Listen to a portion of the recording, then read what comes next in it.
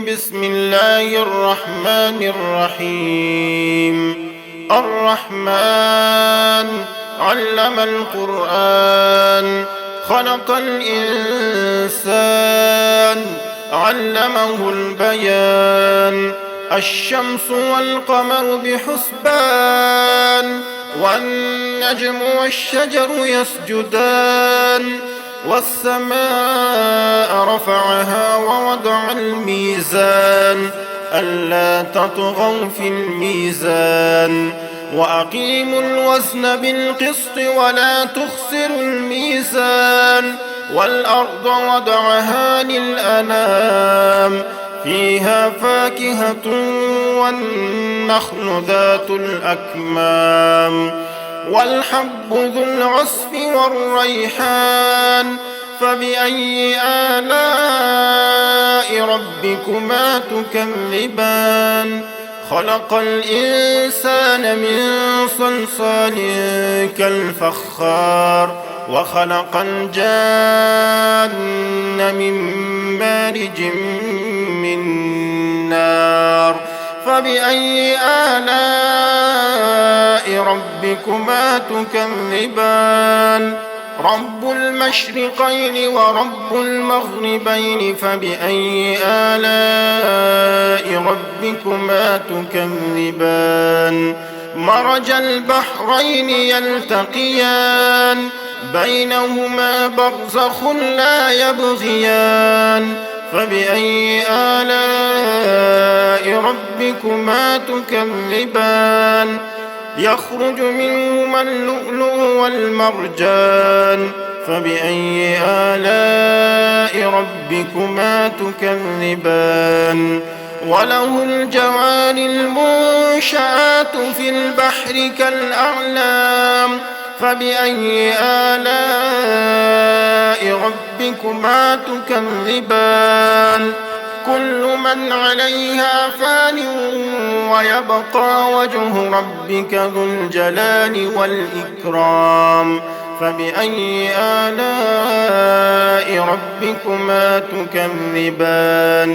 يسأله من في السماوات والأرض كل يوم هو في شأن.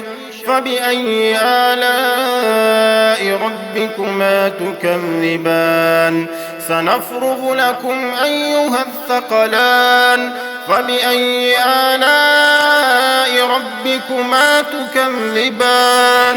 يا معشر الجن والإنس إن استطعتم أن تنفذوا من أقطار السماوات والأرض فانفذوا، لا تنفذون إلا بسلطان. فبأي آلاء ربكما تكذبان؟ يرسل عليكما شواظ من نار ونحاس فلا تنتصران. فبأي آلاء ربكما تكذبان؟ فإذا انشقت السماء فكانت وردة كالدهان. فبأي آلاء ربكما تكذبان؟ فيومئذ لا يسأل عن ذنبه إنس ولا جان. فبأي آلاء ربكما تكذبان؟ يعرف المجرمون بسيماهم فيؤخذ بالنواصي والأقدام. فبأي آلاء ربكما تكذبان؟ هذه جهنم التي يكذب بها المجرمون، يطوفون بينها وبين حميم آن. فبأي آلاء ربكما تكذبان؟ ولمن خاف مقام ربه جنتان. فبأي آلاء ربكما تكذبان؟ ذواتا أفنان. فبأي آلاء ربكما تكذبان؟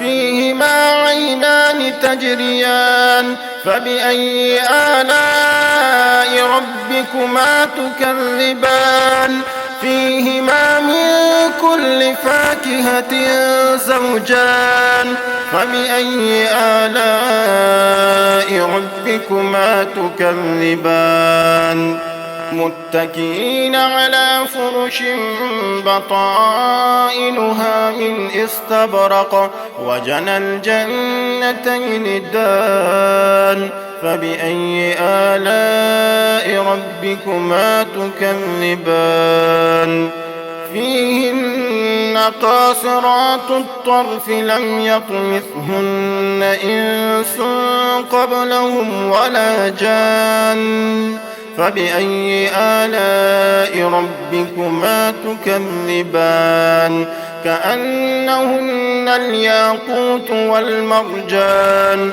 فبأي آلاء ربكما تكذبان هل جزاء الإحسان إلا الإحسان فبأي آلاء ربكما تكذبان ومن دونهما جنتان فبأي آلاء ربكما تكذبان مدهامتان فبأي آلاء ربكما تكذبان فيهما عينان نضاختان فبأي آلاء ربكما تكذبان فيهما فاكهة ونخل ورمان فبأي آلاء ربكما تكذبان